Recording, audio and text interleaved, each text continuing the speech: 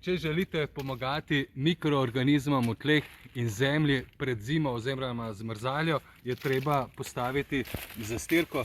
Pri nas uporabljamo kar listje od kakija. To listje, kot vidimo, je lepo suho in čez zimo naj bodo tla pokrita, kajti sedaj je seveda toplo, zemlja je topla.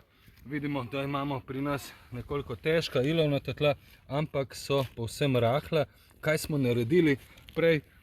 Kakšnih 14 dni, 3 tedne oziroma že v novembru praktično smo tla samo globoko rahljali, uporabili smo ruske vile in na to vidimo, da je zemlja zelo rahla in pravšnja za postavitev zastirke. Vsi, ki tega niste naredili, lahko to še naredite v decembru. Zemlje ne obračate, zemlja je topla, ima še 11 stopinj, potem pa počasi postavite zastirko. Zastirko zmeraj postavimo po močnejšem dežju, ko ni več možnosti padavin, drugače je zemlja premokla, to pa škodi tudi mikroorganizmom v tleh.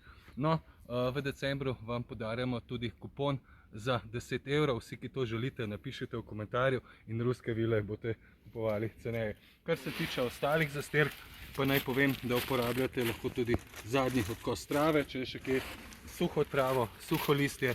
Nikakor se ne priporoča kompostna zastirka, kajti kompost je gnojilo in ga na vrtu ne uporabljamo.